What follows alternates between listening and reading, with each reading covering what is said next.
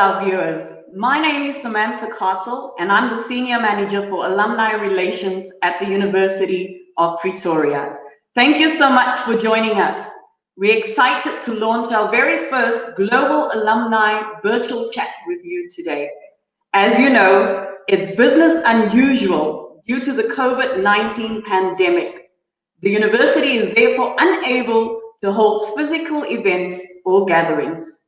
That's why we have created the series of LeadUP alumni events online to make sure that we stay in touch, engaged, and connected with each other.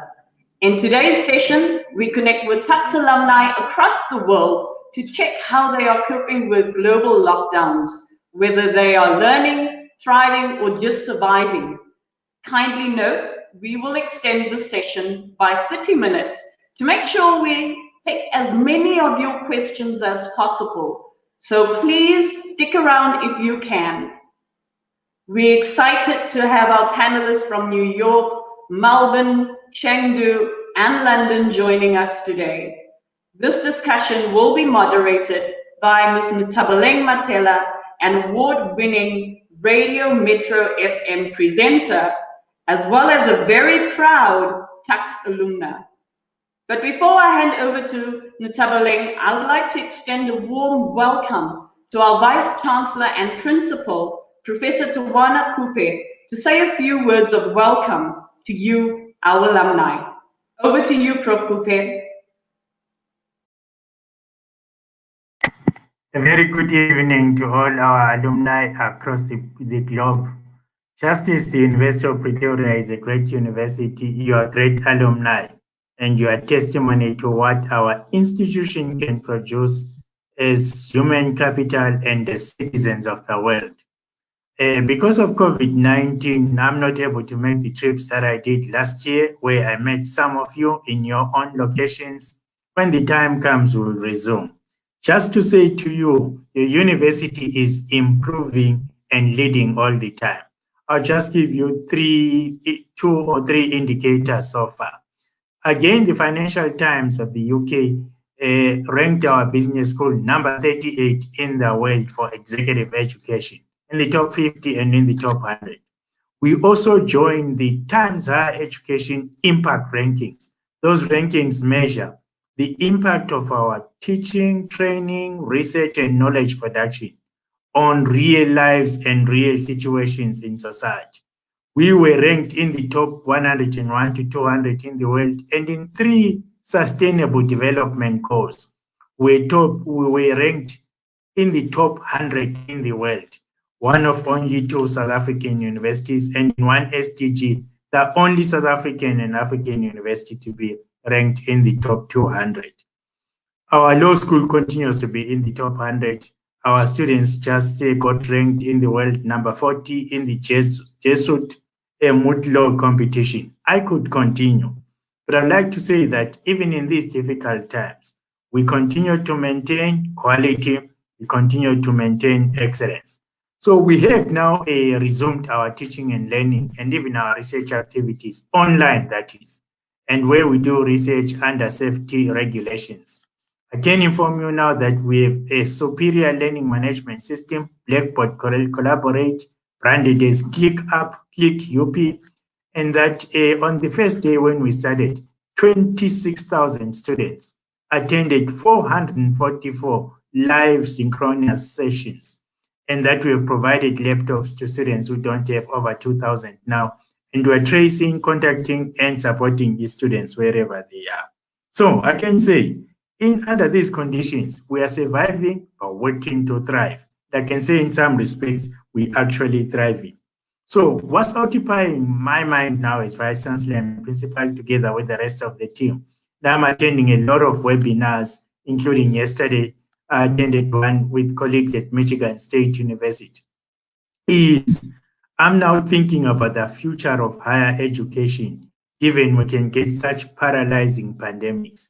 UP is a leader in what is called hybrid teaching and learning, which is contact learning complemented, combined, and integrated with online learning. That's why we've been able to successfully transition in this emergence. And so you will hear from us in the future that will become one of the thought leaders in the future of education, higher education, and indeed the future of work. Next week at the executive, we will pass a research unit on the future of work, given not only pandemics, but also given the disruptive effects of new technologies and the opportunities that they present for us to rethink, reimagine, and produce a more relevant, contextually and globally education system that makes UP continue to live. Let me end by thanking the Alumni Office and Samantha Casley's team for initiating these events, because we want to demonstrate that UP will always be in touch no matter the circumstances. And thank you to all of you who are joining in today and those who might join in later. Thank you very much. UP shall thrive, you will thrive. Let's take this further. Thank you so much, Prof. Coupe. And indeed, we can be extremely proud of our great university, the University of Pretoria. Thank you to all of you who are joining in and listening to this conversation. We look forward to engage with you further. Once again, thank you so much. Let me hand over to Ntabaleng, who will be the moderator for this session. But before I go, please don't forget to make sure that you post and repost this particular video and share the hashtag LeadUP Alumni along with the University of Pretoria. Over to you, Ntabaleng. Sam, thank you so much for that very kind introduction. Very good evening, good day, and good morning to everyone that is joining us, depending on which part of the world you are in, of course. I am Ntabaleng Madela. I am your host for today. As mentioned by Sam, I'm a Metro FM radio presenter, DJ as well. But of course, it didn't start there. I'm also an alumni of the University of Pretoria, where I completed a BCom in economics. So let's get started on the agenda for today. Welcome so much to the LeadUP Global Alumni Virtual Chats. Since the implementation of global lockdowns, we have had to adapt to a new normal, rather a new way of living and a new way of doing things. So our key discussion today is, of course, centered around global lockdowns. That is also our event tagline: global lockdowns, learning, thriving, or just surviving. That will be our discussion for today. It will be centered around that. And we also have the pleasure of learning from each of our panelists who are situated in different parts of the world. So even though we are adapting to a new normal, it's also great that we can touch base with the rest of our alumni in different parts of the world. So we will, of course, be getting different intel from each of them in terms of how they're experiencing lockdown in their respective parts of their city. And also the discussion will delve a little bit into some of the social, economic, and political norms that are happening, be it in London, Melbourne, Australia, New York, and Shanghai in China, where each of our panelists are currently residing. So we hope that by the end of this discussion, you will have an idea on how your peers have had to engage through the challenges of lockdown right now. We also hope that you will be able to utilize some of the learnings from the time you've had at the University of Pretoria to grow and succeed in your respective careers. And then lastly, you will also get an appreciation and an understanding of the global nuances in how different cities around the world are adapting to the different lockdown regulations. So today is definitely going to be a very, very exciting conversation. You can feel free to keep engaged with us on slido.com. I will give you the details for that in just a bit. But of course, this event is brought to you by the University of Pretoria, and our panelists will all be joining us as alumni of UP, and I'm proud to say that I am an alumni as well. Some interesting things to know about UP, if you're not aware, or you may have forgotten, is that UP is one of the largest contact and residential universities of South Africa, with its administrative offices located on Hatfield campus. This 112-year-old institution is one of the largest producers of research in our country, which is absolutely amazing. UP is also one of the top 5 universities in South Africa, according to the Center of World University Rankings, which was conducted 2019/2012. It is also ranked in the top 100 universities in 3 fields of studies, namely veterinary sciences, theology, as well as law. And it is also among the top 1% in 8 fields, which is namely agricultural sciences, clinical medicine, engineering, oncology, ecology, microbiology, plant and animal sciences, as well as social sciences.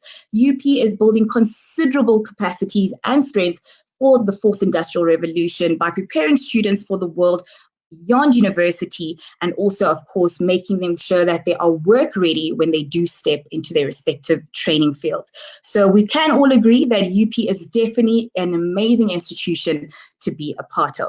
Now, for us to have this amazing discussion, I'd like to mention that our guests are, of course, alumni, and they're residing in different parts of the world. I will be introducing them each one by one.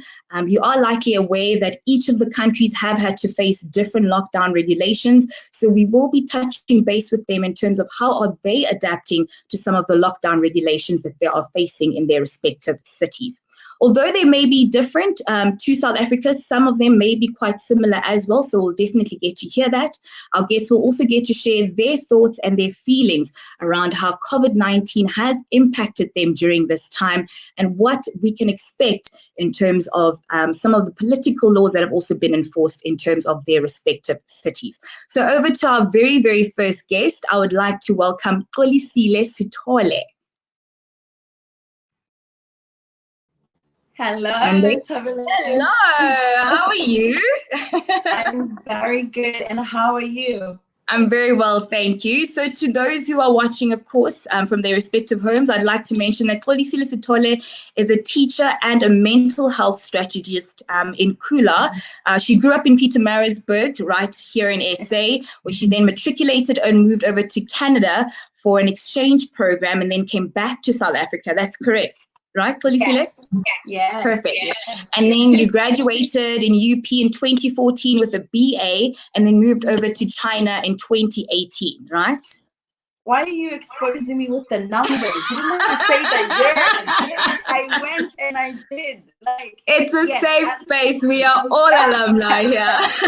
But yes, I graduated grade 5 and I moved 2018. Yes. Lovely. So the interesting that happened with you is that in your first, after completing your first contract year in China, when you were actually starting off your new project, 3 months into it, you were actually impacted by COVID-19 and you were isolated for about 70 days.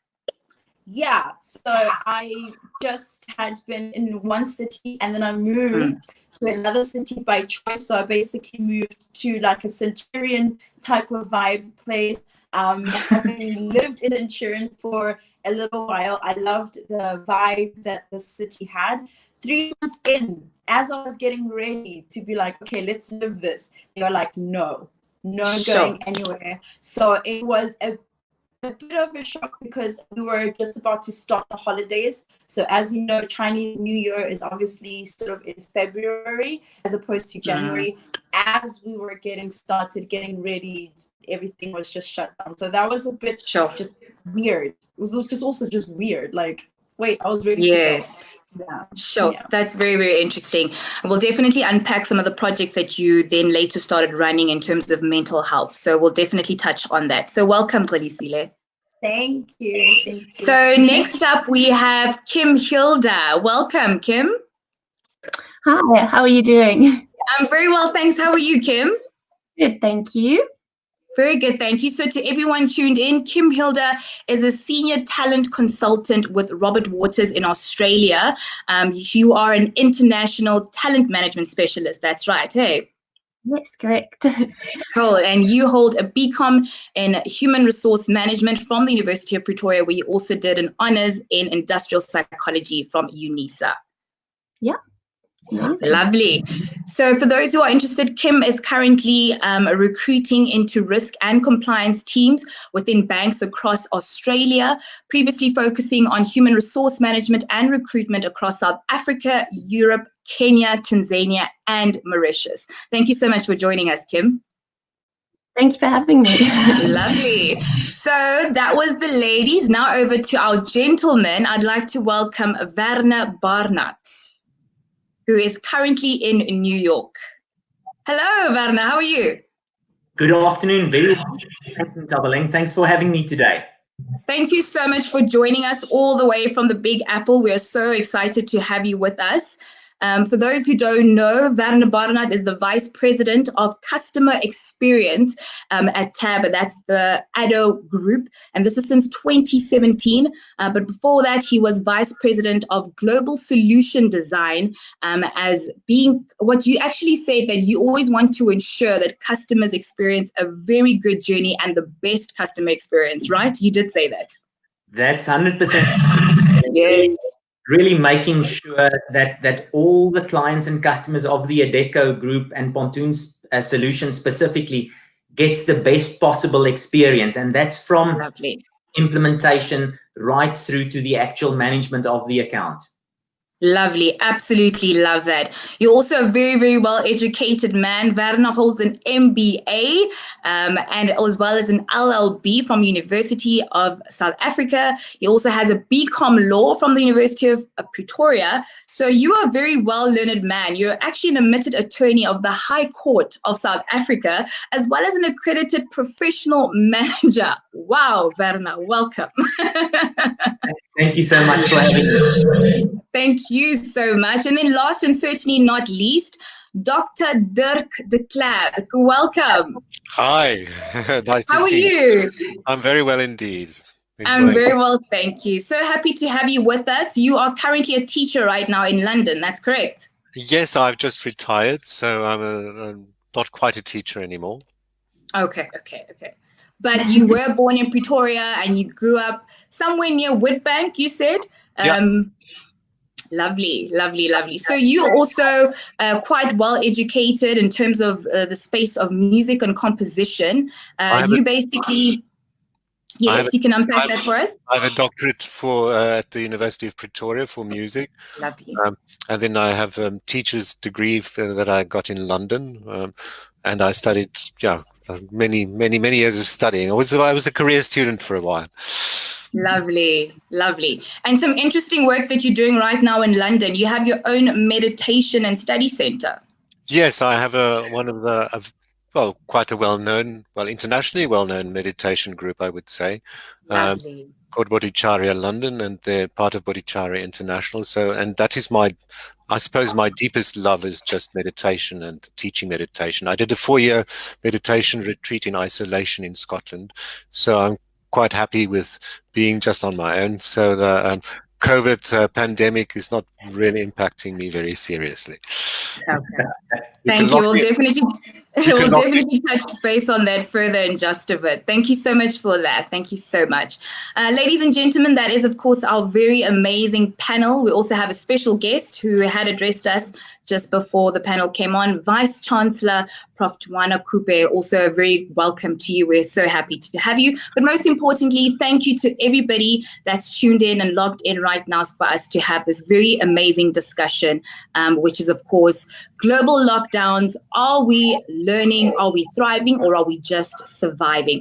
So I just also want to make a quick note of something. Throughout the discussion, you're welcome to post your questions on slido.com using the hashtag LeadUP 28 May. That is the password that you need for that. You can post all your questions there, and we'll also be running a live poll where you can post your vote on that as well. And then all polls will also be run on Slido, just so that you're aware of that. So before we actually get started in our panel discussion, I think it's important that we just start our first poll really quickly. And like I said, you can submit all your answers on Slido as well, which is hashtag LeadUP 28 May. So the first question for the poll is, would you like to hear more stories from UP alumni around the world? Answer being yes, I'd like to hear more, or no, thank you. If you can just submit your answers now, that'll be absolutely great before we proceed.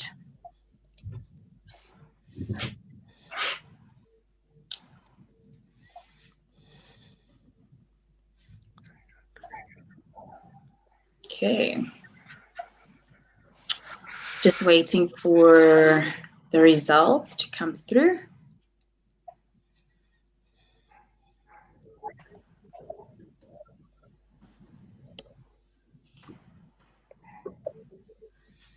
Okay, so we seem to have our results. 86% said yes, they would like to learn more from UP around the world. And of course, the remaining percentage, 14, saying no. So that's a really, really good percentage. And we will be having another poll that's coming up just a bit. But right now, I think it's important for us to get straight into our panel discussion. So the first question that I'd like to pose to all four of you, you will take your time to answer each. How long have you been living in the city that you're currently in? And how would you describe the lockdown regulations where you are compared to those of SA? Kolisile, let's maybe start with you.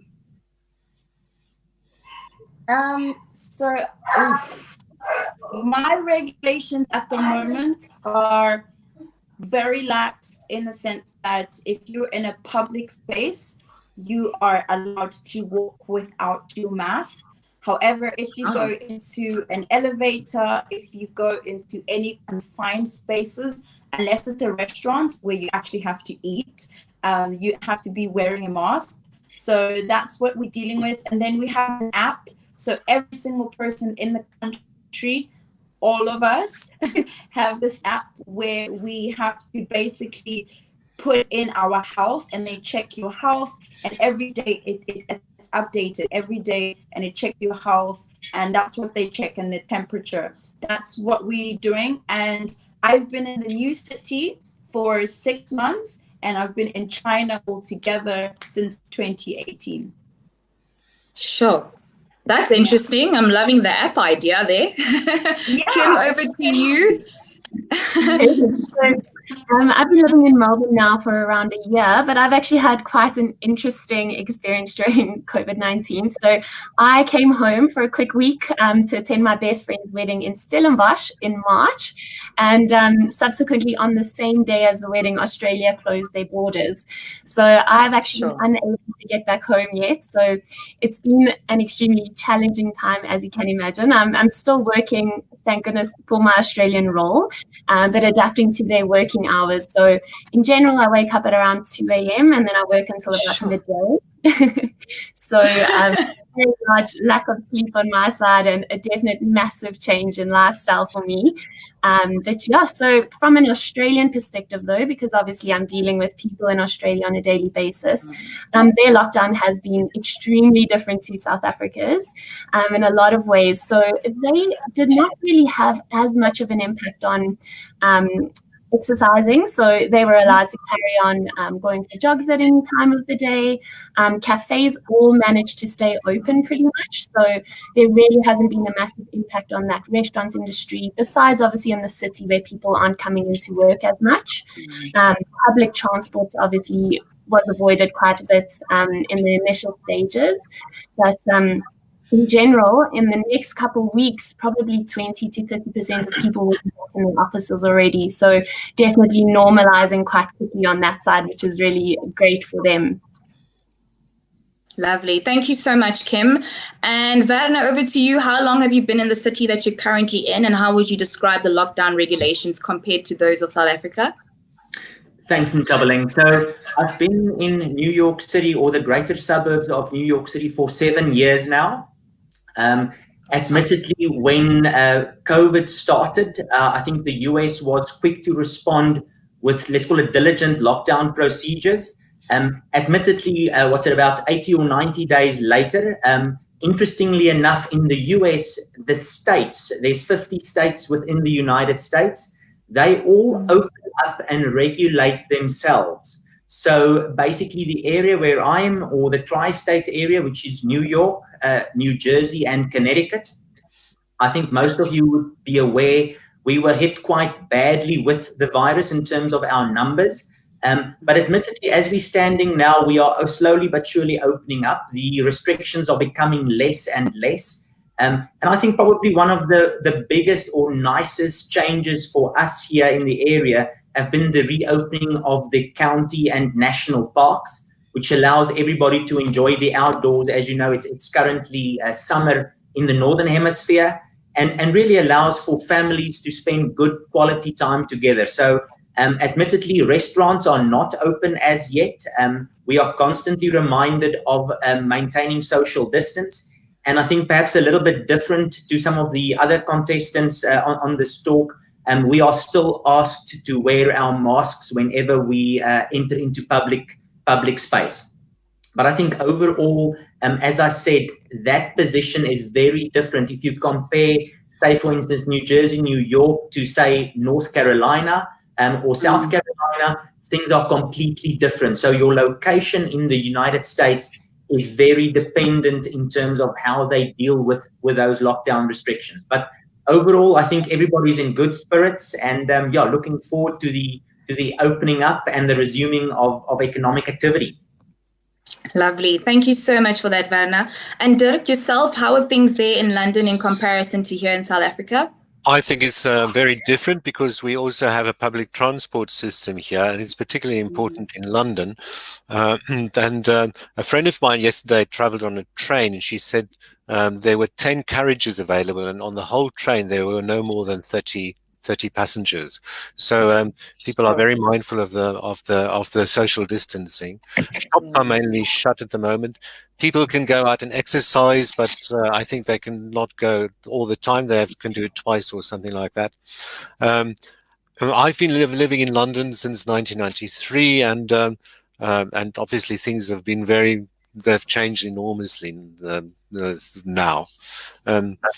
So I think that's about the most important thing. We can still drink alcohol, which South Africa you can't have. But I don't think that has become a problem in this country. Okay, absolutely great. So over to our next question, Xolisi, I want to direct this one to you specifically. Apart from working from home, what else have you been doing during lockdown? Maybe you can touch a little bit on some of the mental health work that you've been doing.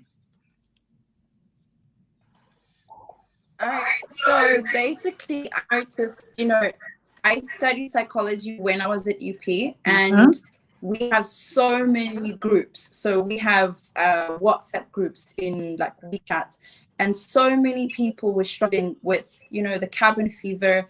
And, as Dirk said, I am a self-proclaimed hermit. For me, being stuck at home, it does not disturb me at all. And I thought, well, that's bizarre. How is it that other people are really struggling with it and personally I'm not? And obviously the psychologist in me wanted to look into that, and that's when I started going into it. And the thing is, when you engage with other people and you throw in the word psychologist, you throw in the word mental health, people sort of get very, very defensive. And so I came in from a perspective where we were discussing books. So I basically discussed the EQ book. And in that way, we were going around, but we're still talking about emotional intelligence. And that really was more, I got more engagement with people through that. And it didn't feel like I was attacking, their mental health, or they were seeing a shrink, because, people have their own assumptions about seeing a shrink or being around a shrink. And I think, we've made lots of headways. We've gone through mental diets where we really just engaging with the negative thoughts that we're going in, trying to cultivate a switching off of your internet, social media. I love it too, but you have to be very attentive to it. And I think Dirk can speak about, the subconscious mind and how powerful that is. And most of us, we don't actually really understand. And I looked at it, actually just recently wrote about that, being like Siri. Siri doesn't care who you are, what you say. She just records what you say. And then when you're walking past McDonald's, he will suddenly give you prompt. That's literally the subconscious. It doesn't care about if you're saying something that's funny or not, or you're mocking yourself, you're making jokes. It just takes what you say, and then 6 months later you are depressed and you don't understand why, right? All these little things. So we're just trying to catch them, and the ladies have been really responsive. 2 men joined the group. So we're slowly moving, and I think coming from a strategist perspective and putting connections to the world and being very learner mind conscious and putting connections to how you love yourself, how children love themselves, how children learn, and using that to really open your mind up. True. Yeah, thank you. Thank you so much for that, Kulisile. Kim, I actually have a question that's come through on Slido that I'd like to direct to you, seeing that you're a talent specialist yourself. Would you advise a recent graduate to continue to apply for work and internships throughout this pandemic, or rather insist on self-improvement and patience? That is from Jacobina Lubumba. Perfect. So I think now is actually the perfect time to kind of adopt both of those strategies. So I definitely think that it's the perfect time to be focusing on who you want to apply to, what kind of companies, grab your interest, and really identifying those kinds of things. So obviously recruiting in the Australian market at the moment, over the last couple of weeks, I've definitely seen a massive increase in the amount of hiring that is taking place. And I think that will slowly progress and increase as we go through time. But within the South African market specifically, you still have talent acquisition managers sitting working at home. A lot of my friends and colleagues, past colleagues, are still sitting here. They are still going through recruitment processes. Now is the time where they actually have the time to process applications. In my previous role, I was actually a grad recruiter, and we would say receive 6,000 applications each year for grad programs, and 100% now would be the time where we would be able to process applications. So I would definitely advise any graduate, anyone sitting at home, take that time, structure time in your diary to look into roles that you could apply to, companies that are of interest to you, graduate programs that you would aspire to join, and begin looking into those sides of things. And then on the side of increasing your skill set, 100% an amazing time to do that. There's a lack of social life, so it's a perfect opportunity to put in half an hour a day, an hour a day on an online course. I've actually signed up to LinkedIn Learning, for example, and then I've kind of put in my diary half an hour a day, no matter what, I sit and do a course, and that's giving me skills that in normal life I would never have time to do because I'm running to a tram or to a train to get to the office on time and getting home from work at 9 p.m. So this is really a brilliant time to kind of build your skill sets as well and add that to your CV. Yes, absolutely lovely. Thank you so much. Viana, I have a question for you as well. What steps would you need to consider or take to build your career abroad, especially that you've been, in New York for the past 7 years? What advice would you give to someone who has those aspirations as well? That's a question from Tepiso. Perfect. Tepiso, thank you very much for the good question. Let me perhaps start off with saying, I think with the excellent credentials that the University of Pretoria actually bestow upon their students, and I think the global recognition that the university currently enjoys, my advice would probably be twofold. Is firstly, it's very, very important, especially in the United States, and I would presume everywhere in the world, to build a strong network. Networks are really very valuable for securing new opportunities, and really ultimately for the progression of your career as well. My second piece of advice would be to find a specific area of specialization. Find an area where you really and truly accelerate at, and really leverage that space to secure an opportunity that aligns well to your area of specialization. The reason for this is, as economies and countries and even companies become more and more specialized in what they do, they are looking for very unique skills. And as being part of the Adecco group specifically, we're one of the world's largest, let's call it contingent working and or staffing companies. We can clearly see that at this point in time, even during this pandemic, there's a very specific ask for specific type of skills. So again, to summarize, focus on your network, build your network, invest time with the people in your network, and find that area of specialization that you can truly leverage anywhere in the world. Lovely. Thank you so much for that, Viana. Thank you so much. Dirk, I have a question for you. At any point during lockdown, have you ever felt the desire to return back to South Africa? If so, what was the main drawing card? I love South Africa. My heart is actually buried in Pretoria. That is where my deep love is, and my language is there as well. I love my language deeply. Yes, I would always like to go back to South Africa. It's interesting. I've lived in Germany and in Scotland and in London. I always feel like a foreigner, and my subconscious tells me, well, one day you'll go back home, which is South Africa. Having said that, I love London. Doesn't mean that I don't love London. It doesn't mean that I'm not content in London. It doesn't mean that I have not had many wonderful things happening in London. But I'm Aksaboer, so deeply, it's one's mother tongue is not called the mother tongue for nothing. It's that's where one feels at home. Yeah, I can speak for a long time about Pretoria. I'm very fond. It's a warm-hearted place. It's a beautiful place. Shall I speak? Thank you so much for that. No, it's okay. Thank you so much. Thank you so much for your answer, Dirk. Kim, also just touching on the fact that, you are one person who you're supposed to be in Australia right now, but you're actually stuck in South Africa. What would you say have been some of the best and worst changes that you've had to adapt to during this time of lockdown? Perfect. So I think it's actually been incredible, the amount of gratitude that I have to be in South Africa, even as challenging as it has been, changing my sleeping patterns, being away from my home. I mean, I came over, I packed a small bag filled with summer dresses. I was just coming for a wedding, and now leading into winter, obviously not having my wardrobe and paying rent in Australia and things like that. I'd say that's probably been the biggest challenge. But aside from that, being in South Africa and the positivity in our communities, and the country has this incredible ability to keep our sense of humor during such a challenging time. I think it's such an inspiring part of South Africa.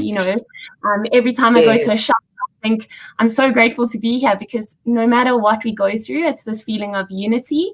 And I felt super inspired throughout the time here. And obviously, probably my favorite part has also been able to spend such quality time with my family. I moved away from home when I moved into Inca on Groenkloof campus 8 years ago. So this is the first time being back with my mom and dad and seeing my nephew grow up. So it's the little things like that I've really appreciated, as much as it brings challenges during such a challenging time, looking at the positive side. Yes, thank you so much for that. And then Viana, you had touched a bit on, some of the skill sets that one would need if they wanted opportunities abroad. Another question has actually come in, and I think it ties in quite well as well. It says, which skills do you think will be in high demand post-COVID-19? Very good question, Caroline. I think as the economy is changing, and as what was previously deemed normal starts changing, I think that will also impact the skills requirements. Sure. What we definitely see here in the US is ultimately a very significant demand for, let's call it holistically, e-commerce skills. So as the economies are becoming more and more virtual, that becomes the sustainable norm, or the sustainable means for the future. So firstly, from a skill set requirement, I would think, let's call it broad-based IT skills, but specific programming skills will be very, very relevant. And that is across the financial services industry, across, let's call it retail and consumer. So definitely a significant sector to focus on. But equally, as times change and as we become, let's call it, less in contact with people through virtual means, I personally believe there will be a big demand for, let's call it, the finer arts of communication and socializing. So your typical finer arts, your language skills, your communication skills will, in my mind, become a very significant driving force to create the balance between, let's call it the virtuality that is consuming the world, and the need to still have that personal interaction with your customers and your clients, because the reality is we all know that people buy from people they like, and you need to choose the channel and the way in which you can best connect with people. So I think the balancing act between technology skills on the one side, but then equally that personable excellence in communication style and engagement will ultimately create the perfect balance for the future. Okay. Thank you so much for your answer on that. We're going to run a second poll in just a bit, just to update the results that we did from the first poll. The question was, would you like to hear more stories from UP alumni around the world? And the answer was either yes, I'd like to hear more, or no. And we've actually received 91% of you saying yes. So that's absolutely amazing. We're about to move into our second poll right now, which you can also again answer on Slido. The question this time is, do you have any interest in connecting with alumni in a part of the world? Yes, I do, or no?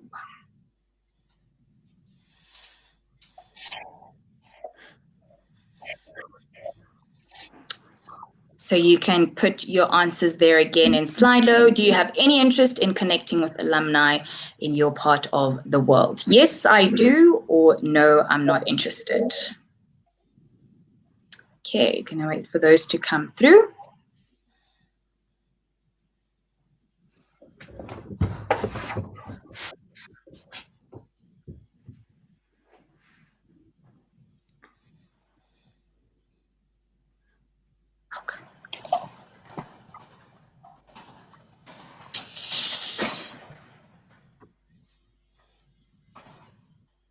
Okay, so we've gotten our results. Seems the same as the first time. 91% of you saying yes and only 9% saying no. So that's really, really good. So let's get into our second round of questions. This one is directed to any one of you. What are some of the key lessons that you have learned during the COVID-19 pandemic? Who would like to take that one? I'll start. Cool. I think probably most important lesson through all of this is, let's call it companies and equally individuals' ability to change quickly. So we can probably put it under the banner of agility. I mean, personally, I was absolutely amazed to see how our schooling system literally changed over the course of one weekend, from my kids going to school to all of a sudden on the Monday morning attending school via an online application. So I think agility is probably one of the key skills that we need to all embrace. And I think we can probably put it under a broader context of change management. I think all of us in the future will have to brace ourselves for change to happen at a lot faster pace than what we've been experiencing before. So agility and change management is definitely, in my mind, top of the skills pile at this point in time. Lovely. Thank you so much for that, Viana. And then to you, Xolisile, I'd like to know, what are some of the changes that you've made right now during lockdown that you're likely to stick to when things return back to normal? Definitely going to take myself seriously. I think a lot of times we don't take ourselves seriously, we don't take our dreams seriously. And so I'm going to take myself more seriously. And then I'm going to surround myself with people that take my dreams, my whatever I would like to, goals, seriously as well, because it's very important to surround yourself with people that can keep you ahead of yourself, that can make you push yourself a little bit more. It's very also important for me to continually be able to see that every coin has two sides. Everything that happens is always another side. And in that instance, to make sure that even in times like the COVID-19, you cannot deny that people are passing away, that the economy is affected. but there's also another side. And at the moment, it's obviously very sensitive to be like, yay, this was really good for us, because there are families that have lost individuals, but you always have to keep your eyes on both sides of everything. And when the COVID goes away, something that's so big, you're going to be in situations where your colleague is saying something that is rude to you. You always have to look at both sides of the story. When you are with your family members, when you're with your friends, there's lots of instances that are virus or are bad for you that will happen, and you need to be able to always have a look at both sides. So definitely going to keep that going, and going to keep practicing, because you have to practice it. It doesn't really come naturally. True. Very true. Thank you so much for that, Kholisile. Thank you so much. Dirk, you are one who's been like a global trotter. You've gone from Germany to Belgium. You're in London now. How would you best describe your experience abroad thus far? And what advice would you give to people who are actually thinking to move overseas? I'm very fortunate in that I can speak 5 languages now, and Wow. and I've been traveling, and I've been living in many parts, well, in quite a few different parts of the world.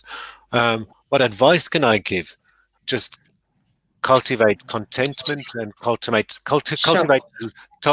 alert contentment. And I think what Kholisile said is very relevant. Cultivate an open mind. And yes, be mindful and be aware. Thank you so much for that. We have very little time in this world, and we must use it very well. Very true. Thank you so much. I can definitely agree to that. We've had another question that's come through from Slido. Kim, if you could perhaps answer this one for us. What advice would you give to build networks and professional connections in this time? Not sure if you're well versed in the construction industry. They're asking particularly in construction, and that's a question from Armand. Perfect. Unfortunately, not too well versed in the construction side. However, I think in general your rules would apply quite similarly. So I think it's always so important to conduct yourself professionally on professional social networks. LinkedIn. I would definitely say your LinkedIn tool is probably your best way to increase those kinds of networks. Your chat maybe in the construction side, you may not find as many professionals in the network as there would be, but that is where you start building relationships with the people that are in the network, and you start asking, do you know anyone else? Because they may have someone's phone number in their phone or know of them, but not necessarily have LinkedIn. So definitely start increasing your networks, connect to people, and don't always just send random connections. There's nothing wrong with that, but it's always an introduction and say, I'm looking to increase my network in this area because this is the reason. I'm looking for a new role in the next month, or I've been made redundant, or kind of give that reason and start the conversation. It always helps to go from that perspective. True. Thank you so much. Thank you so much for that. And just a reminder to everyone, if there is any question that you want to ask throughout our discussion, you can also post that on Slido. I have been using some of the questions that have come through. Thank you so much for that. Just use the hashtag LeadUP28May, and that's where you can post your questions. So we're going to carry on with a few more questions just to touch base with our alumni. So I want to know, as an alumni of the University of Pretoria, what is your fondest memory of your time at the institution? I think each of you can at least give me one. Let's start with Kholisile. Your fondest memory of UP?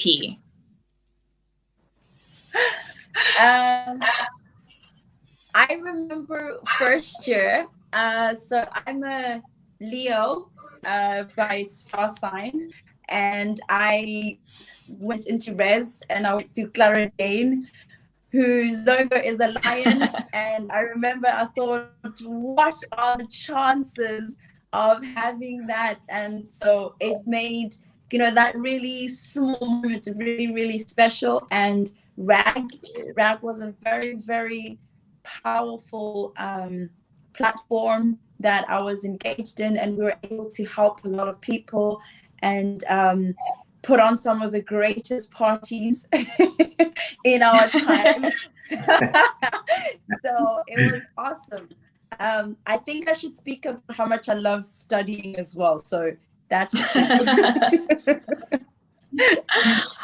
thank you so much, Kolisile. I can definitely agree with that. I was also in Asterhof, so I remember the tradition there very well. It was absolutely amazing. In first year, we all had to wear our Statickies uniform. I loved that. I came from a very traditional high school, so I enjoyed that immensely. Kim, what are some of your fondest memories from UP? Going back to the Statickies uniform, I also had some. And we kept having rules breaking curfew in our first week of first year.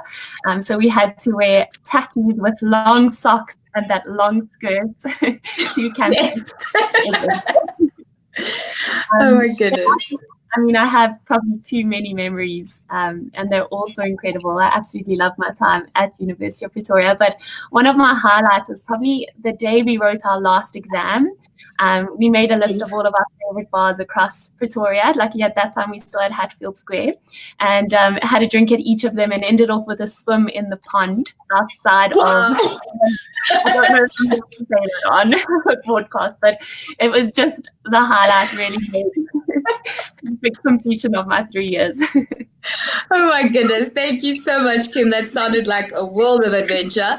Viana, what are some of your fondest memories from UP? So firstly, I can definitely relate to some of the other comments, but I think for me personally, I did gymnastics for the University of Pretoria, obviously enjoying the sports facilities. It was, I think it was Elsie de Villiers, the sports complex called. And what really comes to mind was our first inter-university or inter-varsity competition when the UP gymnastics team actually went down to UCT. And I mean, the camaraderie we built there with UCT, with the University of Pretoria fellow gymnasts was something that will stay with me for a long, long time. So truly enjoyed the facilities that the university presented to students to really execute on their sports ambitions.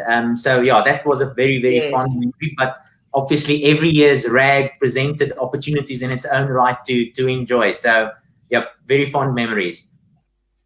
Absolutely amazing. And Dr. Dirk, for you, some of your fondest memories of UP? I have very many. Now, Pretoria is a very strange place in that when I go there, and it happens every time I go there, there's this sense of expectation, of excitement in the atmosphere. I don't know what it has to do. And you feel that something amazing is going to happen within the next 5 minutes. It never does, but certainly that pregnant expectation hangs in the air for me. And for me, it's very visceral. I'm not making it up. I really feel it every time. For me, coming to Pretoria was for me a bit like coming home for me, where I belong. I discovered my passion for music. So suddenly it was okay to be an intellectual, and I could indulge myself in my intellectual delight in what I was doing. It was also as a young student where I came out as a gay man, which was also for me coming home that's getting where I belong. So so it's been so the whole University of Pretoria for me, the whole experience of being there is just filled with magic and wonder and enjoyment. Yeah, lovely.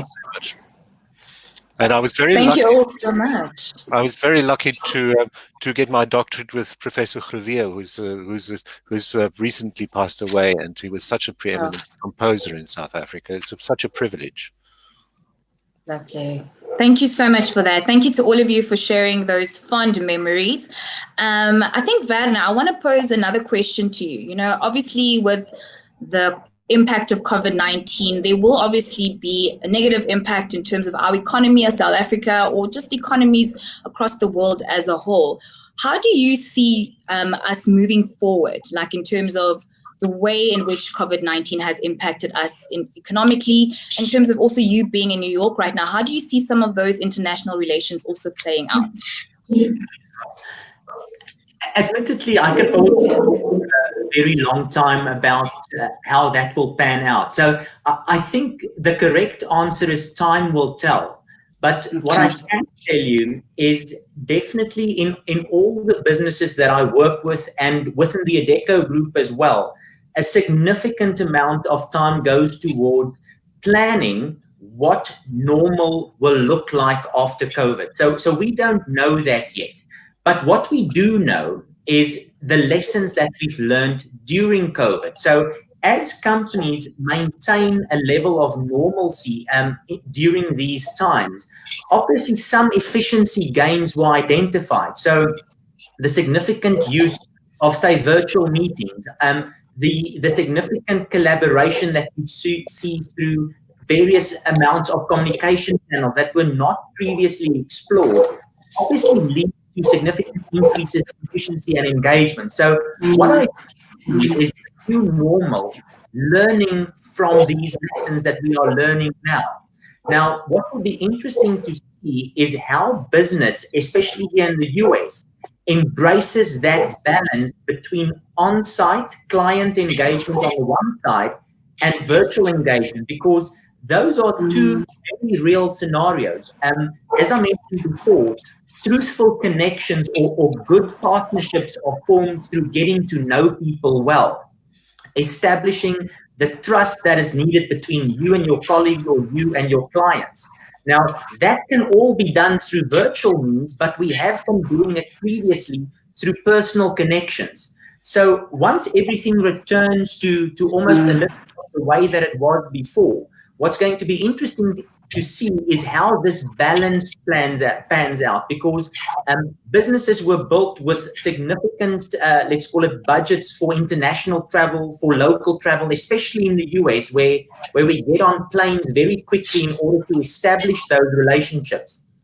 Having said that, a lot of my colleagues have found that during COVID, people were more accessible. They were more open for communication and conversation. So the reality is how this moves forward is probably going to be which of those channels derives the best benefit for the business going forward. I don't have that answer at this point in time, but it's definitely going to be a very, let's call it, intimate balance for the future. And lastly, I think passionate conversations can still happen over virtual means. So personally, I do not believe any of our client relationships suffered as a result of COVID. I think it may perhaps even be the contrary, that insofar as people now knew that people are relatively more available than what they've been before, I think there's a more active attempt to engage.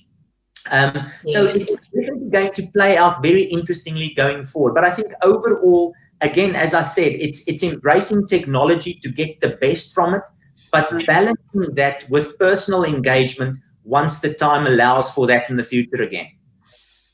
Yeah, I definitely agree with that. And we've actually received a question which I think ties in very nicely with what you mentioned. If you could perhaps give one specific thing that businesses should be doing to prepare for post-COVID-19. That's a question from Regine Leroux. Regine, thanks for the question. I think probably top of mind for all businesses is how can they ensure that the employees, which is the heart of the business, feel safe when they return to the office.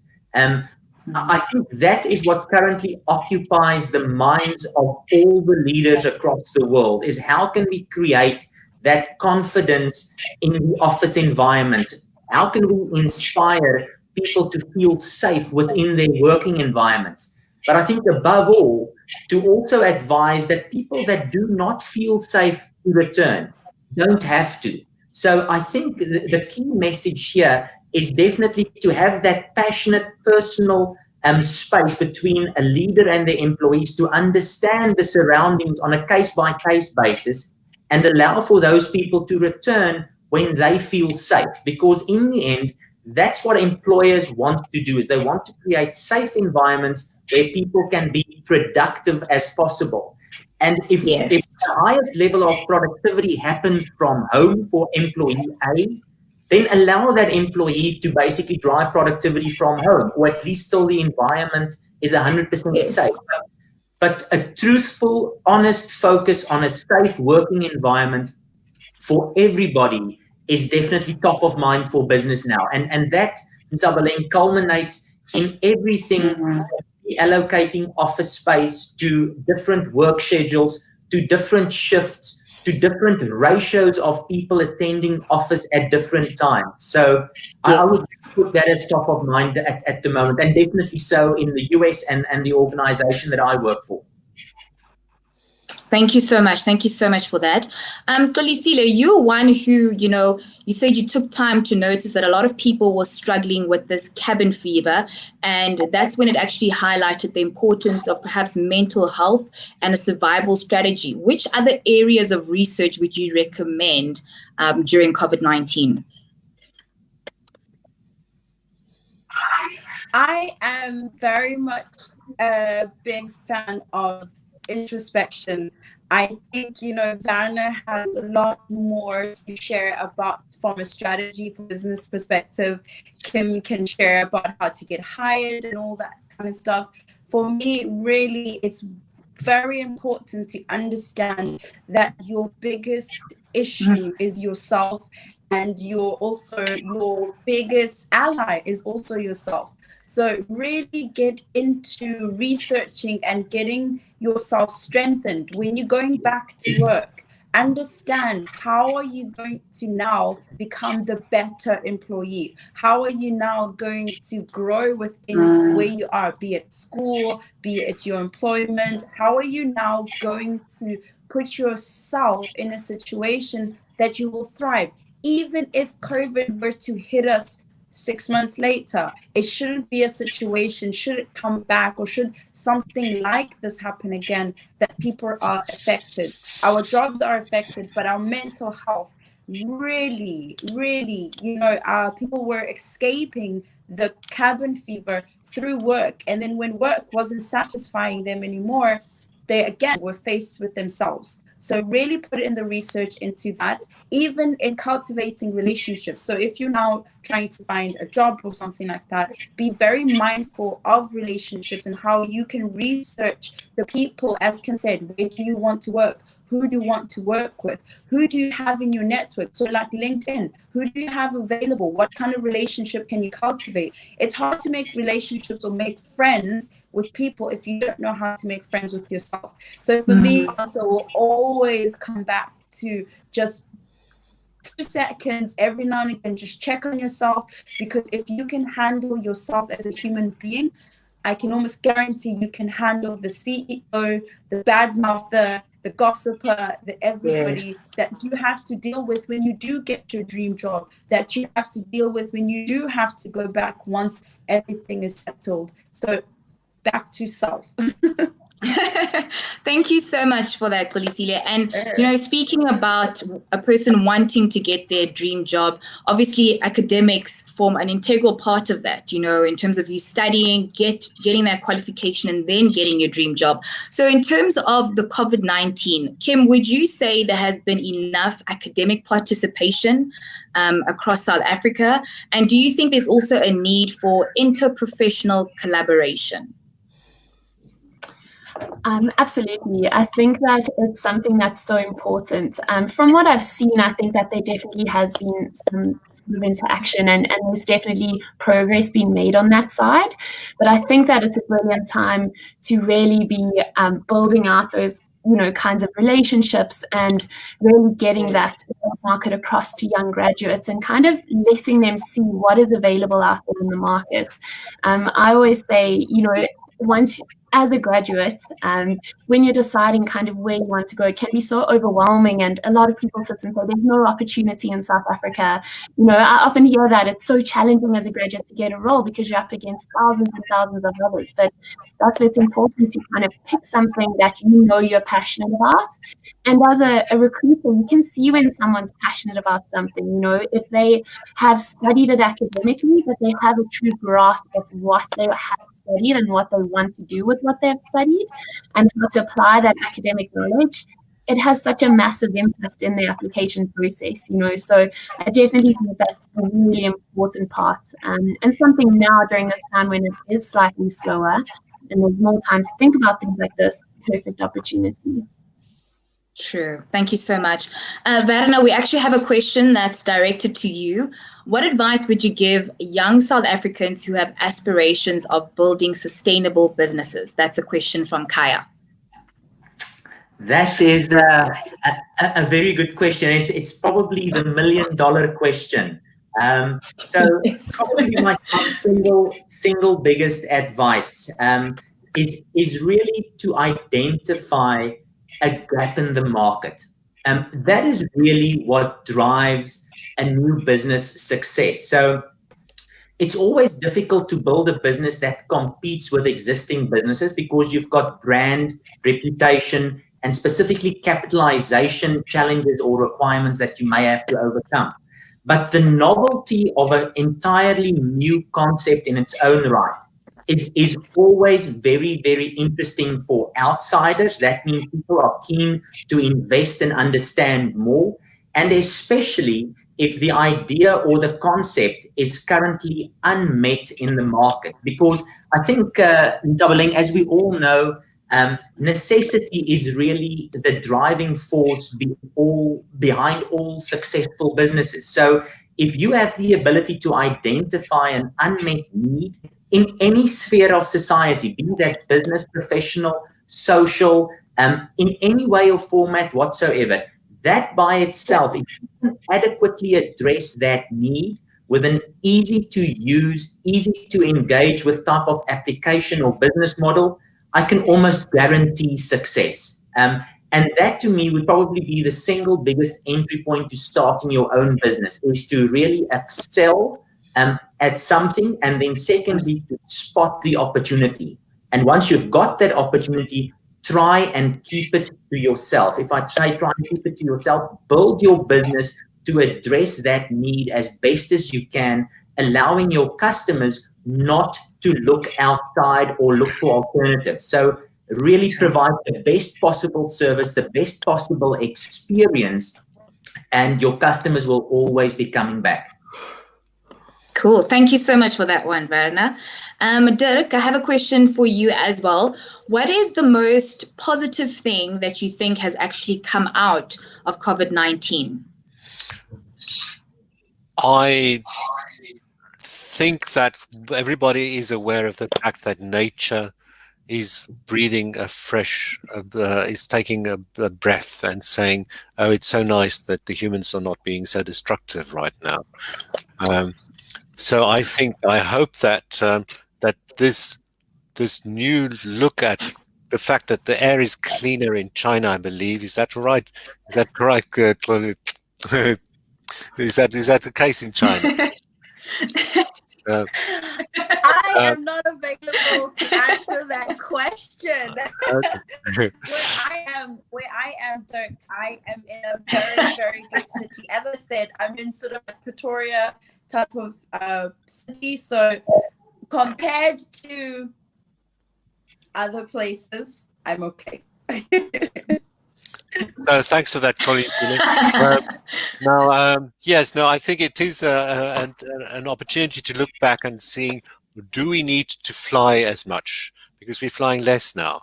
How much opportunity can we give for the regaining of things that are environmentally good? So I think that is very, very important. Then also people are being less busy. Is all this busyness really necessary? Is it okay? That goes back to what's been said earlier. I think the look back, do some self-reflection. How important is it to keep that very busy all the time? Can we actually manage to have more time to grow inwardly, or does everything need to be done out to the outside? Do we have to engage with the world outside, or can we actually engage with the world inside as well? So those are the main points I'd like to make.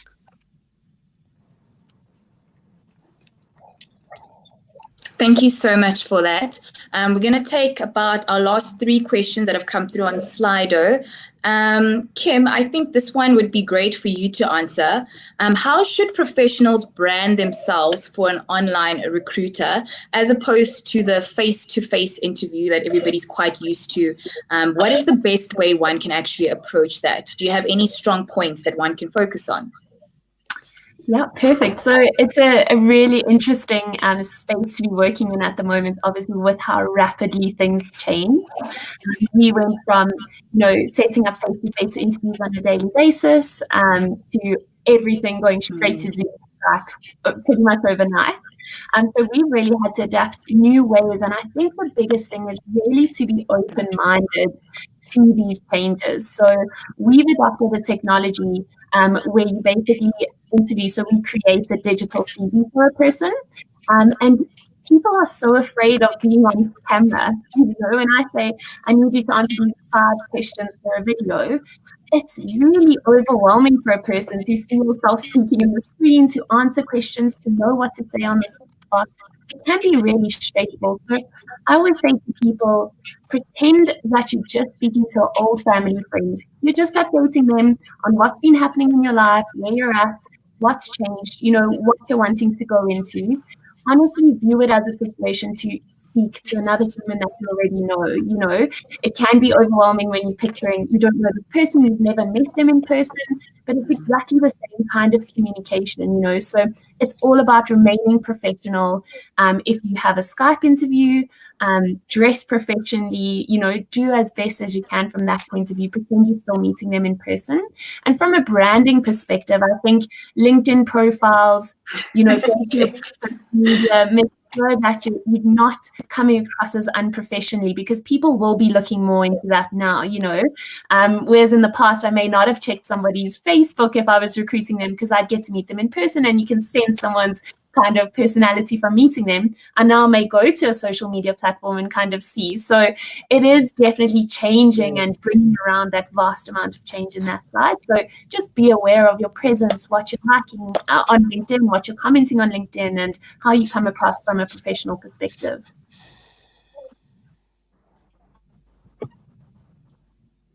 True. Thank you so much for that. And then, Kolisile, we have a question directed to you. What advice would you give students to stay motivated during this time of uncertainty, especially dealing with mental illness? That's a question from Senekisile. One of the things that I discussed with Michael is I heard once that somebody said I was a public protector before I was a public protector, and that's a very powerful statement, because what we do when we're still in university, we are students trying to be marketers, we are students trying to be lawyers, we are students trying to be presenters, and etc., etc. We only wait, or we only become a doctor, a lawyer, only when we get given a piece of paper, or only when we actually get officially hired. So while you are actually in university, I would say pay attention to actually trying to put yourself in a position where you are becoming that which you are studying for. Because if you're studying to be a lawyer and you study as a lawyer, it's different than when you're studying as a student, trying to just pass. That's the first thing. Secondly, try find connections. University is a playground in terms of it's the first round of life. If you make mistakes during university, it's okay, right? Yes, if you fail, for example, it might feel detrimental, but compared to being silly and losing your children through a mistake, it's way different. But here it's an opportunity to learn how to balance your life. Have moments when you're going out. Don't go out too much and don't study too much, because you need to learn that balance early. You will get told about balance when you go to work. I can guarantee you now, being balanced at work is one of the hardest things that adults struggle with. Try it now while you only still have exams. When it comes to mental health, learn how to break down your mental health. So there are situations where the mortals will say, I am depressed. And that is just coming from having a bad day. You really just had a bad day. You maybe just saw a post that was very disturbing, and you didn't actually analyze that post. You didn't actually process that post. And then, like, at the end of the day, you just don't understand, but you feel bad, like something is wrong. And you get that enough times, and then you say you're depressed. And then once you say you're depressed, or you diagnose yourself, and then your body has to be depressed, and so you will become depressed, right? Also, when you're looking at things, if you don't have money, there's a difference between being depressed and not having money. There's a difference between failing, like an actual exam, and being depressed, right? Really try and break down what is actually happening, right? And so even when you go into the UP, I remember when I was still in UP, they had like I don't know what they call it now, but basically you could go and you could talk to the UP psychologist. Find somebody there that will be working with you as a mastermind. Don't go to a psychologist that's going to be telling you your problems. Go there as if it's a strategy. They're trying to help you do something better, like a mentor would help you play football better, or a coach, right? So that you don't feel like a victim in your life. So when you're unable to have people at your disposal, you can look within and you can learn the skills to survive yourself. So sometimes just be very, very cautious with mental health terminology, diagnosis. There is depression, there is mental health issues out there. I will not deny that. But just be very careful that you don't default straight to that, because if you do, you will then get yourself into that circle. Sure. Yeah. Thank you so much for that, Polisile. Yeah. I think, you mentioned very, very important points. So it's definitely something to think about. Thank you so much for that. We do also have a special guest with us that we mentioned earlier. Our Vice Chancellor, Prof. Tuana Kupe, is with us. And we also have a question for you, Prof. Thank you so much again for being with us today. Do you have any last words that you would like to give to the alumni of UP, especially those who are perhaps struggling with COVID-19 right now? Yes, I do. I think there is a time of great anxiety, fears, and uncertainty. This is an unprecedented global solution, but I think global situation. But I think that there's some things that we can draw upon, as Cordelia was just saying now. I think trying to mobilize our inner resilience. Sometimes we underestimate how much resilience we have, but also over and above reliance on the self. Reliance on, if you feel anxious, fearful, uncertain, just speaking with other people, you will find they also have the same feelings. And sometimes sharing your feelings with others and finding you are not alone is a liberating effect, if you like. I saw how many people on the questions who agreed, over 90%, who agreed to want to be connected to others. Therein lies a source of strength, a sense of solidarity, a sense of camaraderie even in these hard times. So I think that resilience, peer support, supporting each other, being in solidarity with each other will save all of us and will live to see ourselves thriving. Prof, thank you so much for those kind words. We truly appreciate it, and we're happy that you were with us today. I have one last question that will be directed to Sam, if she could please join us. Sam, there was a question that came through that asks, just wondering why no one from South Africa is on the panel today. Is there a particular reason for that? Well, thanks so much for traveling. Well, first of all, we're all South Africans, so we're all on the panel as South Africans, may I add. The reason for this one was because this very first discussion was focused on who are our alumni across the ocean, internationally, globally. The second Global Virtual Alumni Chat will take place on the 8th of July. So please, guys, don't miss that one. And in that particular chat, we'll focus on alumni that's from across the continent. And we will bring those different perspectives into the conversation. And then we have another chat scheduled for the 29th of July. And that course will focus on South Africa, where we will go to the different provinces in South Africa and get the different perspectives. So please don't feel like we have left out South Africa at all. By all means, no, we haven't. We're all South Africans still on this panel, but we are hoping to have in the follow-up chats focus on the rest of the continent as well as locally. So we'll definitely bring you more conversations. Thank you. Thank you so much for that answer, Sam. Thank you. We appreciate it. And then to my panel, Kim, Viana, Dr. Dirk, and Kolisile, thank you so much for joining us today. It's about 5:20 in South Africa. I'm not sure what time it is, Kolisile, there in China. 11:20. It's bedtime. Oh my gosh. Oh my goodness. But thank you so much for each of you taking time to be with us today, for engaging with us, and also just reminding us that, you know, although we're all graduates of South Africa, we still have friends and colleagues that we can reach out to in different parts of the world. So we really appreciated spending this afternoon with you. Thank you so much for being a part of the panel. Thanks for having us. Thank you very much. Thank you. And then most importantly, thank you to you at home for joining us today.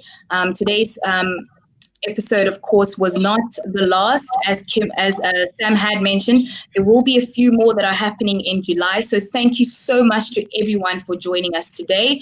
Also, make sure not to miss the next event that's happening on the 10th of June at 6 o'clock. That's South African time. That one will be focused around a discussion of UP Alumni Thought Leadership Series. Is your business struggling?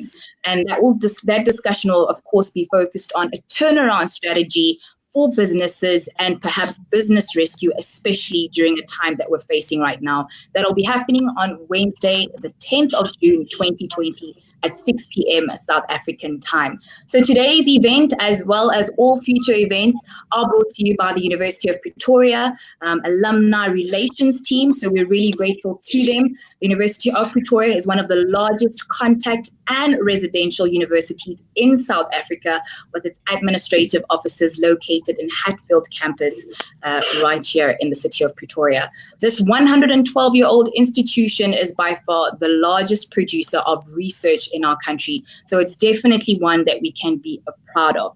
Just want to say thank you again for having been a part of this. We love to hear from you. Did you enjoy today's event? Did you find it informative? Was it helpful to you?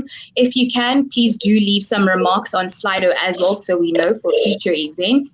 But of course, we have to end off with one final poll that we'll have right now quickly on Slido. And the question today is, the last question for today is, how likely are you to recommend this LeadUP event to business colleagues and other alumni, with 1 being very unlikely or 10 being extremely likely? We'd really, really appreciate your feedback on that one.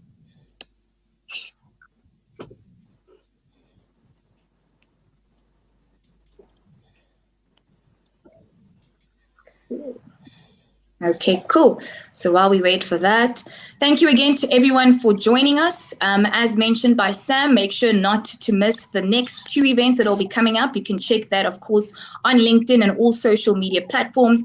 But of course, as mentioned, on the 10th of June, there will be a UP Alumni Thought Leadership Series. Is your business struggling? It will be a discussion on turnaround strategy and business rescue.